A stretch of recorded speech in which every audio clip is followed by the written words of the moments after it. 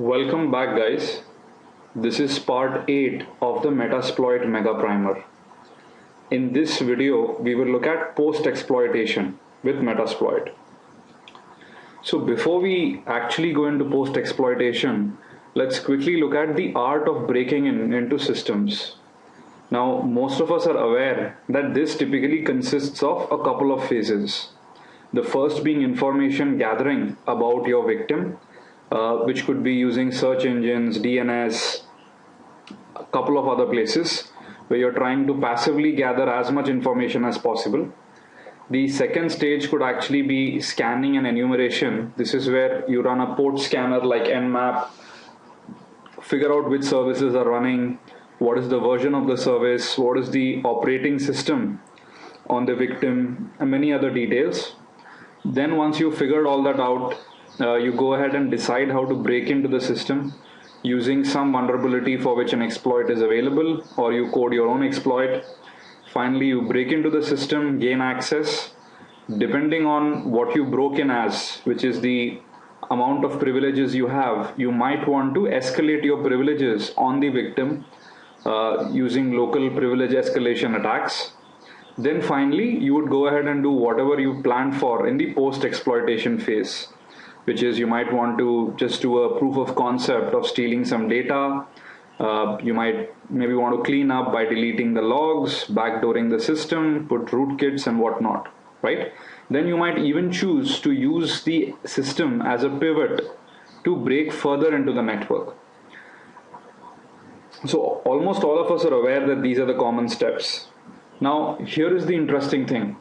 The real world is actually much more complicated. It is not as simple as the demonstrations which we've just looked at, right? Which is we figure out a victim, we go ahead, fire tools up, and almost immediately we've broken into the system. Well, here's an example. You could have firewalls, you could have a DMZ in between them. After the firewalls, you could actually have the whole core and distribution switches, which finally go into the endpoints where the users are connecting. You could have a web server farm. You may even have IDSs, IPSs, and whatnot, right? So the real world is very, very complicated. And this is where, as a lot of you have also requested, that some real world examples be taken. So I am definitely planning to do that. And the whole idea is to move towards something called scenario-based hacking. What do I mean by that? Well, in the typical regular case, which is what most hacking tools and most hacking certifications look at, is basically there is an attacker and there is a victim directly accessible to them. The attacker uses many exploits and techniques using which he is able to compromise the system. However, this is a very simple scenario.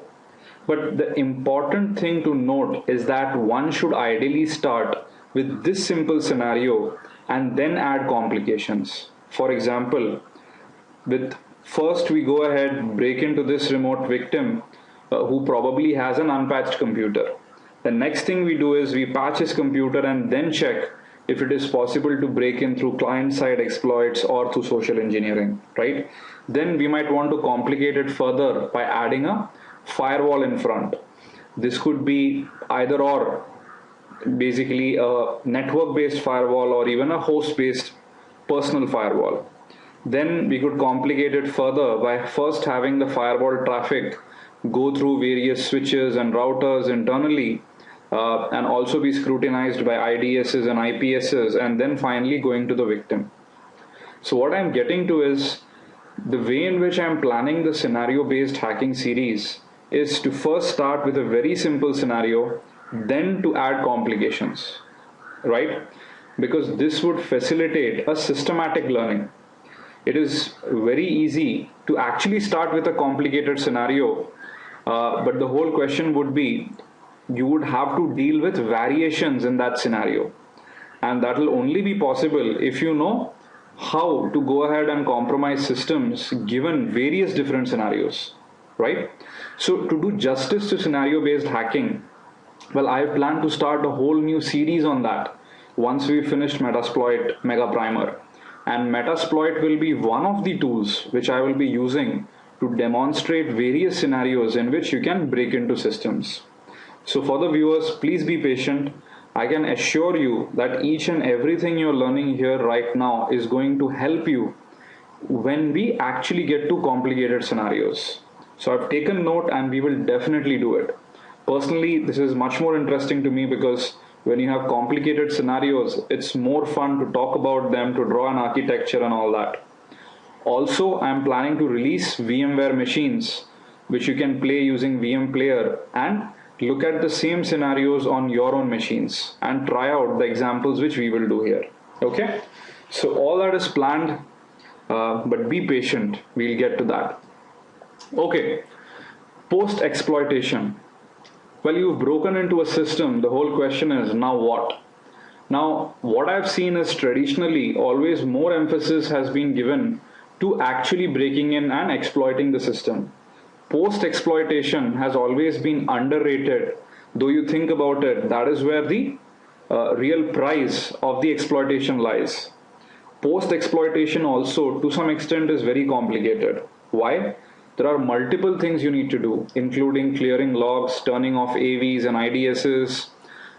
You might want to go ahead and ensure you install backdoors and rootkits so that probably when you go in and out of the system, nobody can figure out that something is wrong. You may want to stealthily execute programs from time to time, read and modify confidential data and whatnot, right? So post-exploitation is when all the real fun begins. So what are the different phases of post-exploitation? Well, to be honest, there is no specific industry standard about the phases of post-exploitation.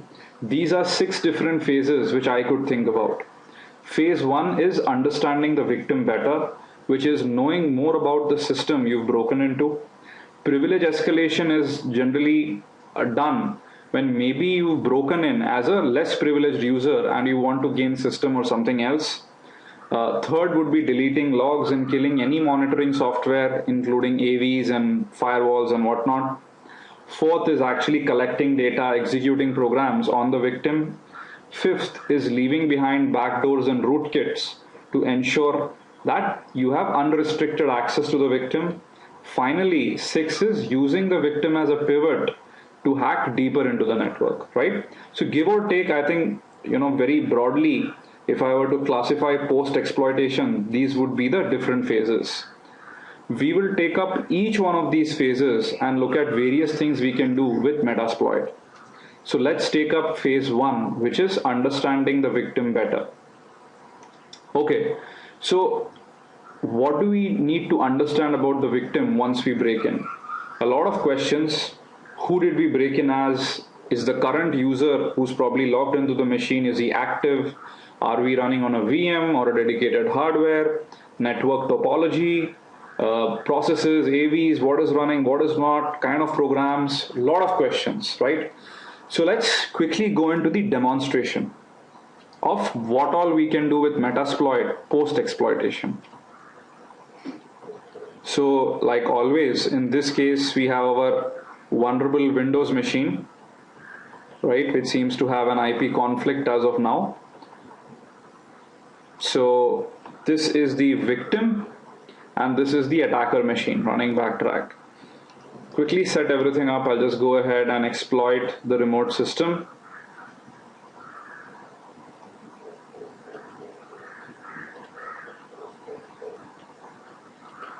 Right, and we've got a Metasploit shell. So the first thing we need to do is actually figure out who we are. And if you remember the previous couple of videos, that is easily done using get UID. Now this is great because we are the system account and this actually gives us a huge amount of power and privileges on the remote system. The second thing is probably to understand a little bit more about the system using the sysinfo command. This gives us the computer name as well as the operating system it is running. So looks like this is running an ancient version of Windows XP. Now, as you can imagine, the first worry an attacker would have is whether the remote user, who's the owner of the system, is also logged on or not, right? So the way you can find what what the remote user is doing in many ways is using the idle time command.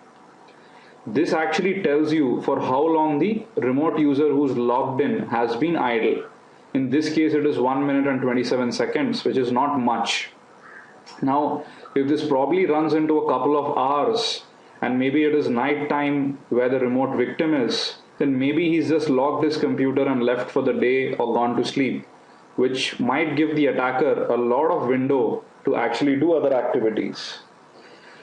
One of the other important things to know is if the remote victim is running on actual hardware or within a VM, right? So this can be done by running a metapreter script called check VM.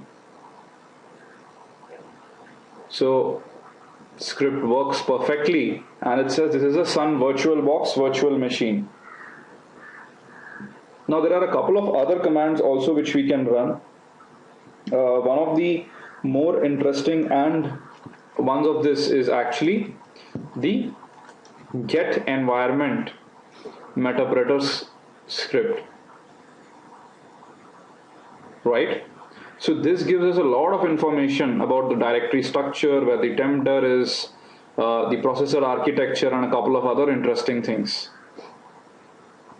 So basically what we are doing is slowly trying to understand the hardware, the software running on the system, what the user is doing, etc., etc.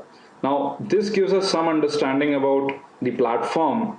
In order to go ahead and figure out what all processes are running, we use the ps command. This has been covered previously, but from a post-exploitation perspective, this is very useful.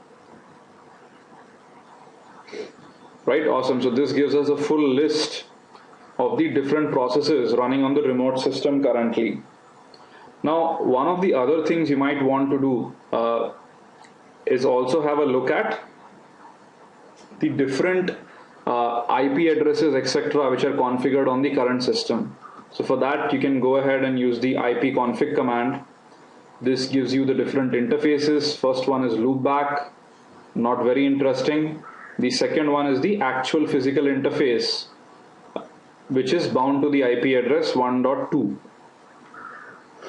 Right? Along with this, we can actually hit the route command to figure out the different routes which have been configured on the remote victim. This might be interesting. For example, if there was another subnet which probably is not accessible to the attacker directly, but he may be able to access that subnet using the remote victim. We will take one example in when we will actually look at pivoting, right? So a couple of interesting things we've done. Now we look at some quick automation of various things we can do using the metapreter, right? So here is an interesting command which says get application list. This will go ahead and get us the list of applications which are present on the remote system.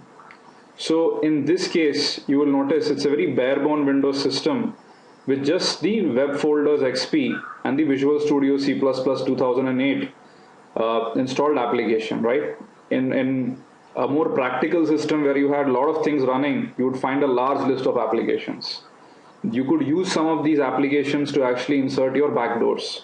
We will look at that in later videos.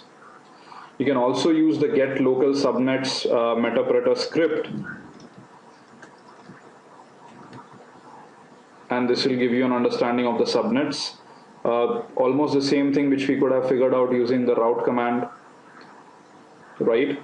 We can also figure out the logged in users. I don't know why I forget the run prefix always, right?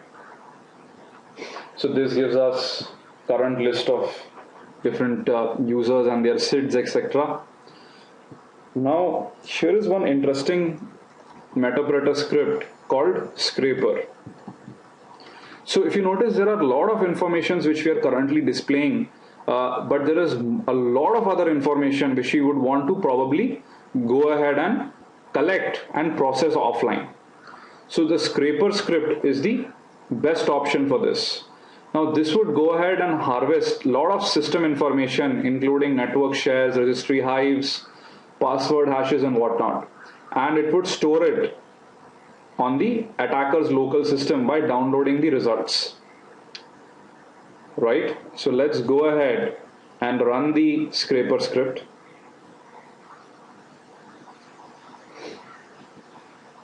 This might take a while to run. Now, one of the things which I'd like to mention is there is a small error here, in the sense this is not the exact directory location. Under logs, there is another directory called script, under which the scraper script is actually located.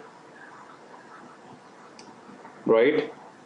So let's go ahead and wait for it to finish. So it's now currently downloading the entire registry. Seems to be one small error in going ahead and running one of the commands. No problem. Let's just wait for the output. Pause the video for a bit because I don't want the videos to be too long while we are waiting for data. Awesome. So the script completed after around a minute or two. Now it's downloaded practically everything in the registry. And as most of you know, the registry contains a lot of interesting information like product keys and whatnot, right, which one could investigate. Now, the place in which all this has been stored, depending on what you've configured, well, you have to go into the logs directory, then you have to go into the scripts directory, and then, depending on what you have, scraper and the IP address and the timestamp of when you collected all this information. So if you notice, a lot of information. Now hashes.txt is nothing but, oops, I should have changed directory.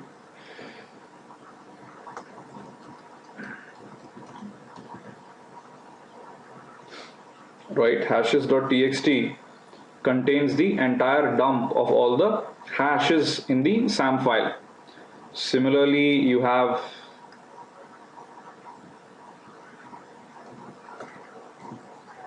system info, which unfortunately did not yield anything because of the error. One of the things you could do is try running it once again if there is an error. What I've seen is a lot of times it might work on the rerun. You also have users.txt, which gives you an example of what users are there. User called hacker. Seems like someone broke in before me. User called Vivek and whatnot. Right? And then you actually have the registry dumps. Now you can use a software like Regedit or any other software to actually open these registry files and probably even run a couple of batch processing commands to mine various keys or to look at what all is there, right? So the point I'm getting to is a lot of valuable information is downloaded by scraper. Similarly, there is this tool called WinEnum, right, which enumerates a lot of interesting data on the remote machine, and this is once again going to store it in the same directory. Note, under logs there is a scripts directory under which WinEnum is storing all this information. We can go ahead and quickly run this command, right? So what it in turn does is runs all these commands and it is collecting the output. So the net command is very powerful, figuring out the different accounts available, the different users, the different shares. Then it is using, the WMIC to go ahead and run more further diagnostics on the different commands which are available, right? WMIC, for those who are not aware, is the Windows Management Instrumentation command.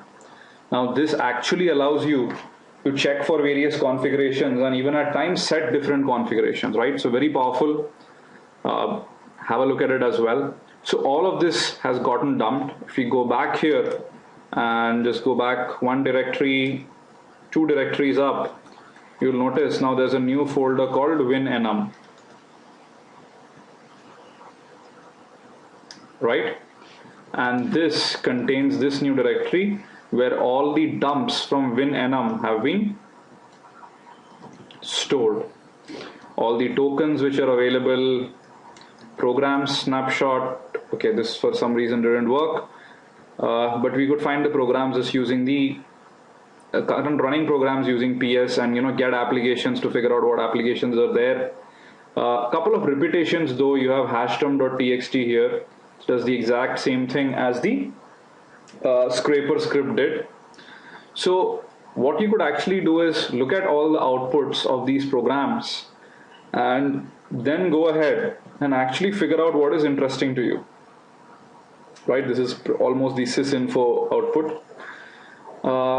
Now basically, depending on what you're trying to achieve, some or more of this information will be interesting to you, right? So I think one needs to figure out his own way of what information he wants to mine on the remote system and how he would like to use it, right? Another interesting place is actually the shares, because this would actually mean that some other people are also using these shares to maybe copy files, etc. Right? C drive / AV, which actually means this may contain AV software. We could probably go ahead and even figure out what is available there. One of the easiest ways is actually just get dropped into a shell and just actually figure out what is there in the AV directory, right? So this seems to have two softwares. One seems to be AVG free, the other is Avira antivirus. Great. Maybe we could even backdoor or add Trojans to these so that anybody downloading and installing remotely would definitely end up having a problem, right? Great. So there is one other interesting script I want to take you through, which is the prefetch tool. Now what happens is, on the Windows system, based on which commands are accessed more frequently, those are actually put into the prefetch folder, right? And this is where the information about the most frequently run programs by the user is available. And this is a treasure trove simply because you know what the computer is actively being used for. Also, later on, you will notice that whenever we want to do things like backdooring, the programs which are being frequently used would be an interesting place to begin with, right? So what this does is goes ahead and actually prints out the whole prefetch folder along with the different statistics. Here is the file name, this is the MD5 hash, this is the SHA-1, and this is the MAC, which is the modified accessed and creation time. The total number of runs gives you some estimate of how many times this has been run. Right, so too much of output, you can use the -h command to go ahead and distill it a little bit. So let's say I'm only interested in the top 3, right? And I'm not interested in the SHA-1 and MD5 checksums, right? So if you notice, logon.scr, command.exe, and then entos boot are the most commonly run programs on the remote system, right? Command.exe, well, this shows that probably the user does a lot of administrative tasks using the command prompt. Interesting. So which means we could go ahead and maybe backdoor command.exe. You could also go ahead and request the prefetch tool to do lookups for different software names.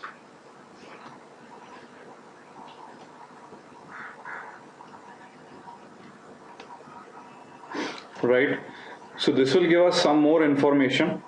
Let's wait for the output to be generated. Awesome. So if you notice, we basically have command.exe as the Windows command prompt, and a couple of other interesting information. For example, login.scr is basically being called an adware hijacker. Okay, so interesting. So basically you can try out a couple of other interesting commands which are available using the Metapreto scripts, but I think I've covered most of the important ones as far as gathering information about the remote system is concerned. Right, so let's go back to our presentation. So now we know the victim better, right? Now in the next video we will look at privilege escalation and deleting logs and killing monitoring software. Okay, well, that's all for this part. End of part 8. Uh, would request you all to please leave behind your comments. First of all, thanks a lot for all the encouraging comments. This is what really keeps me going.